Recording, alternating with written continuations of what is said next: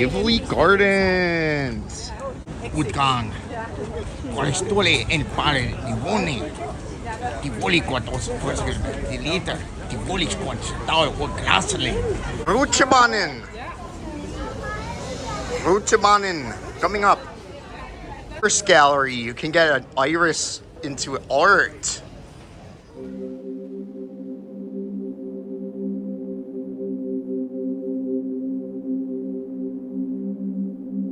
Such a short line. Look at that. That's awesome. This is dumb. Purchase ride tickets in the app or at the attractions, or you can just buy the ride pass. No, you purchase ride tickets at the attraction. It's dumb. Yes, I don't know why it doesn't let you buy it on this. Ace Landmark. Look at that. There's a train that just went through there. It's going to be going down this little thing, I'm pretty sure, pretty soon. Hi! Woo!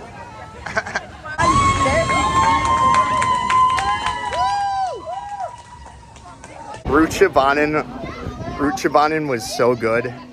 There was very good airtime. It was great. Very immersive going in the tunnels. So Brakeman was cool. That was a cool gimmick.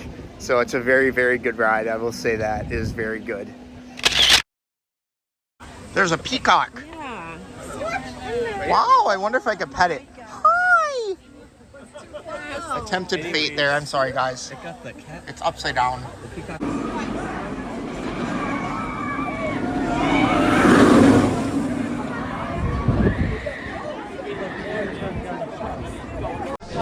Good morning.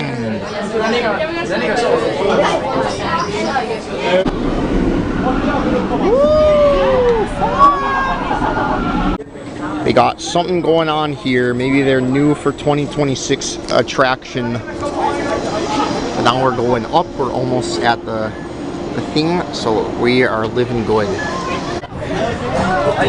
Such a cool station. Look at all them Chinese lanterns. Alright, my main camera died, so I'm using my backup 10-year-old camera, but Demonin, it was good. It was weird being in the front, but it was cool. We did the front row. Kind of forceful, very short ride. They packed a lot into it, so it's kind of a feat of engineering for that. But yeah.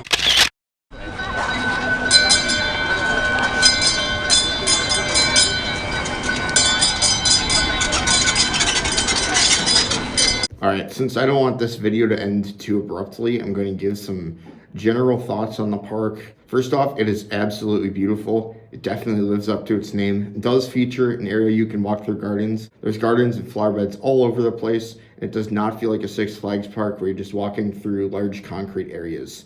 There's always greenery, plants, flowers, all kinds of things all around you.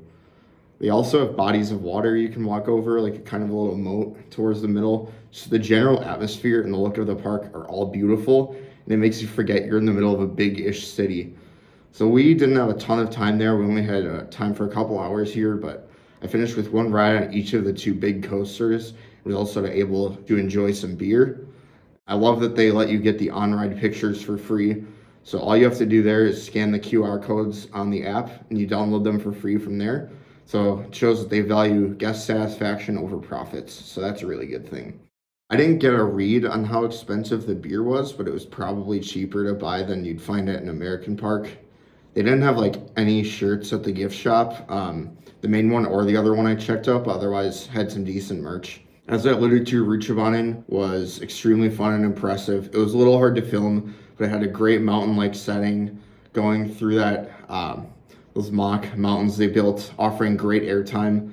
The one large turn in the complete darkness was super surreal, where I was kind of hoping for like a surprise drop like the end of Fire in the Hole, which, by the way, I did ride that a couple of times in 2015. I also really liked the helix where you're going around like polar bears and stuff inside the mountains. That was cool. The Brakeman was an awesome addition. We got one who kept it going fast enough to get the airtime. So very good experience with Rutschabanen. Right now, it's ranked my number 27 coaster out of 69. Nice. I really didn't know what I would think about it. but it nailed it pretty much on all fronts. So currently have it between V2 and Revenge of the Mummy from Universal Florida. It could definitely leapfrog V2. I'm not sure what put that over the edge for me, but that's how it is right now. Oh, and it's my number 7 wooden coaster between the two Eagles. It's better than Screamin', but below the best side of American, which is Red Side. That list on my top 10 Woodies hasn't really changed a ton. Daemonin is a marvel in the fact that it even exists due to the extremely limited space. It was surreal going under the final brake run to get up to the station, as you kind of saw in the video. It had to get super creative to get all the supports in with enough clearance to get around everything with the train and be able to walk around it. That's all very, very impressive. It's kind of a roller coaster tycoon move where you have to build, a whole ride in a little space. But the big catch is it's also a floorless with the layout of a dive. The shortest by prime ride time, shout out Airtime Thrills, and it's also not super forceful, but it brings a little bit, particularly on the vertical loop, which the only rough part of the ride was the top of that vertical loop. The ride is in its 22nd season now, still probably smoother than some of the rides that came after it. Currently, I slotted it at number 38 under my Glorious King Tiger Terror, but still gives more than the Park City Mountain Coaster, so very good company right there. It's one of the lower ranked thrill coasters I've done, and currently my bottom B&M out of 12, but still a solid ride. You would just hope with those elements in such a short ride they would really pack a punch, but it wasn't necessarily super forceful, but still a crowd pleaser and a solid ride. Oh, and it was also my 69th credit, so it's always in the history books for that. Outside of that, the park seems to have some good flat rides, like a drop tower and a Husk Condor, but I didn't have time for those. But if you have more time than me and you go to the park and check out all the different rides, I think if you're ever in Copenhagen, I definitely recommend checking out the park, even to just do a couple rides, soak in the atmosphere like we did. It's a great park, and it shows you don't need a huge coaster lineup to be one. They have an incredible atmosphere, solid collection of rides, and they have a great location right in the middle of Copenhagen. So overall, I definitely recommend Tivoli Gardens, and I'm glad that I got to there. So yeah, that's about it for this video. Hopefully we'll get to some more international parks in the future, but this is something I've finally crossed off the bucket list to go to some international park. So that was really cool. And yeah, hopefully more things to come in the future.